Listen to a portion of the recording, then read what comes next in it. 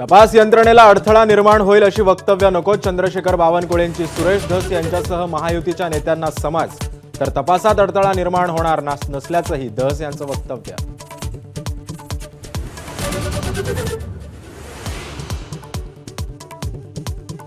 प्राजक्ता माळीच्या तक्रार अर्जाची महिला आयोगाकडून दखल, तातडीनं अहवाल देण्याच्या सूचना, तर माझ्यासाठी विषय संपला, धस यांची प्रतिक्रिया.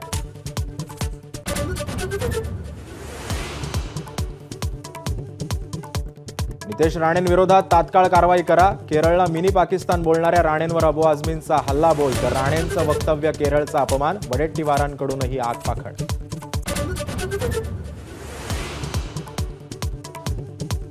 पुण्यातल्या पबकडून नव्या वर्षाच्या पार्टीला येणाऱ्यांना कंडोम आणि ORSच्या पाकिटांचं वाटप. पोलिसांनी चौकशी करताच कंडोम वाटणं गुन्हा आहे का, असा पबचा सवाल.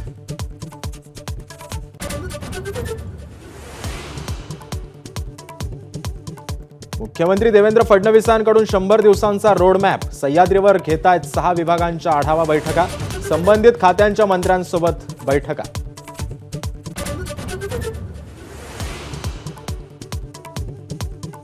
नव्या वर्षाच्या पार्श्वभूमीवर मुख्यमंत्री देवेंद्र फडणवीसांनी घेतला राज्यातल्या सुरक्षेचा आढावा. पोलीस महासंचालक, मुंबईचे पोलीस आयुक्त, विशेष पोलीस आयुक्तांशी चर्चा करून सूचना.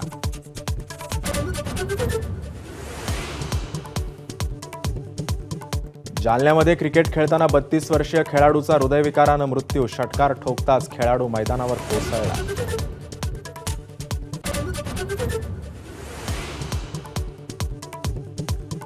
गुरुद्वारातले ग्रंथी आणि मंदिरातल्या पुजाऱ्यांना महिन्याला 18,000 रुपये मानधन देणार. निवडणुकीच्या तोंडावर अरविंद केजरीवालांची मोठी घोषणा.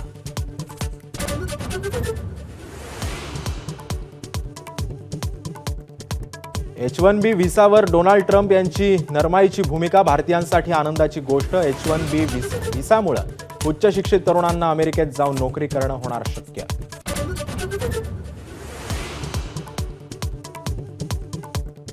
मेलबर्नमध्ये भारतानं 13 वर्षांनी गमावला कसोटी सामना. राहुल, रोहित, विराटसह इतर भारतीय फलंदाजांची हाराकिरी नडली.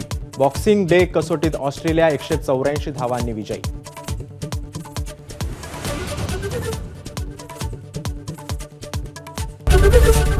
ABP माझा, उघडा डोळे बघा नीट.